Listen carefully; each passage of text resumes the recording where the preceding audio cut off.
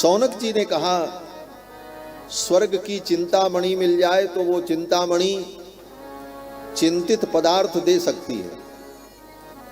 स्वर्ग में कहते हैं एक मणि होती है जिसका नाम है चिंतामणि।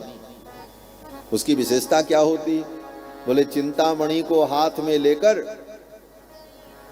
चिंतन करो कि हमको अमुक वस्तु मिल जाए तो वस्तु तुरंत मिल जाएगी, उसका नाम ही चिंतामणि। ऐसी दुर्लभ वस्तु स्वर्ग में है। और स्वर्ग में एक और ऐसी ही वस्तु है जिसका नाम है कल्प वृक्ष। कल्प वृक्ष के नीचे जाकर जो कल्पना करो वो कल्पना पूर्ण हो जाए। स्वर्ग में ऐसी एक और वस्तु है जिसका नाम है कामधेनु। कामधेनु के पास चले जाओ तो जो कामना करो सब कामना पूरी हो जाए। तो कामधेनु, चिंतामणि, कल्प वृक्ष, ये चिंता को, कामना को, कल्पना को पूर्ण कर दे। लेकिन इसकी भी एक सीमा है। क्या सीमा है? स्वर्ग की चिंतामणि, स्वर्ग का कल्प वृक्ष भले चिंतित पदार्थ दे देता है, लेकिन कल्प वृक्ष और चिंतामणि के पास जाकर के कहो कि हमको वैकुंठ प्रदान कर दो, तो चिंतामणि और कल्प वृक्ष वैकुंठ नहीं दे सकता। चिंतामणि और कल्प वृक्ष से कहो हमको भगवान कृष्ण का दर्शन करा दो, तो कल्प वृक्ष और चिंतामणि भगवान का दर्शन नहीं करा सकते। कल्प वृक्ष और चिंतामणि से कहो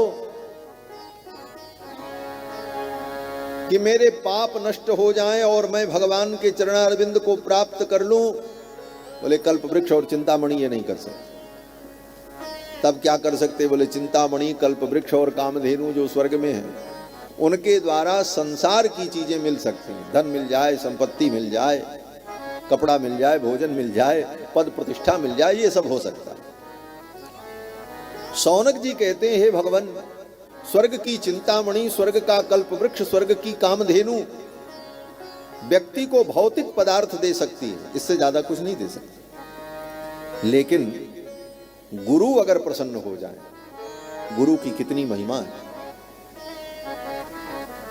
शौनक जी कहते हैं कि अगर गुरु प्रसन्न हो जाए तो प्रयच्छति गुरु प्रीतो वैकुंठम योगी दुर्लभम।